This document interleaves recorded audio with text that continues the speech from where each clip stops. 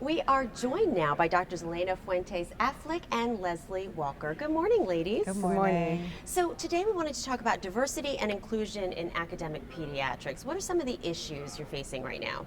The APS Committee on Diversity and Inclusion has been focusing on these issues for the last 4 years or so, and we have focused on building our membership database so we know who is represented within our organization, and we've offered original programming at the PAS meeting. So we're really excited to bring the conversation to the PAS audience and to engage people in conversation and action. Why is this conversation so important, though?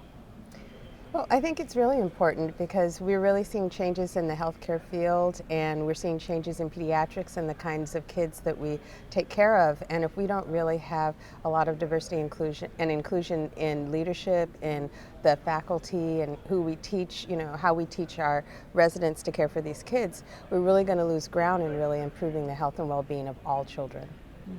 Are there specific challenges that you're facing right now, other than how to teach? Well, yes, I think that one of the things why we're interested in having people come to our workshop and why we're interested in working on our organization's diversity is that we don't see really the numbers that we should see of all different kinds of people. And that's gone on for many decades, and we're really trying to do a big push. We think we know how to fix that, and we want to get that out to everybody. What are some of the reasons, though? Why are you not having the diversity that you crave? Well, part of it is a pipeline, and we know that the pipeline to becoming a faculty member is long and it starts way back. So in pediatrics, we tend to take a very broad view of these issues, and we recognize that we need more diversity to achieve it at the faculty and leadership level. We need it at the residency, medical student, college, elementary and high school level. So we take a very broad view and want to encourage people at all steps to enter the health professions, to enter pediatrics, and then to consider academic pediatrics. It's amazing to me that you said elementary school level. Oh, yes. Really? Yes. Well, if you need to be well prepared in elementary school to do well in middle and high school, to do well in college, everything builds on what came before. Very interesting. Let's talk about your session a little bit. What are you going to be talking about there? We're really excited about our session, which is called Reaching for the Tipping Point in Diversity and Inclusion. And we're going to bring a perspective from different organizations about why is diversity and inclusion important. So we will have 4 magnificent presenters. We will have someone from Seattle Children's Hospital, where they've made incredible improvements.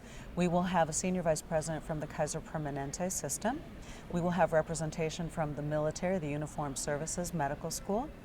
And finally from the LCME, which helps create standards for medical schools and for departments in terms of what we need to reach as benchmarks in diversity and inclusion. So looking at the perspective from a broad organizational viewpoint and helping us understand how all of these concepts apply in our daily practice so we can take these lessons back home and work on advancing these issues. So what happens if these issues are not overcome, if you're not able to reach this goal? Well, we'll stay the same.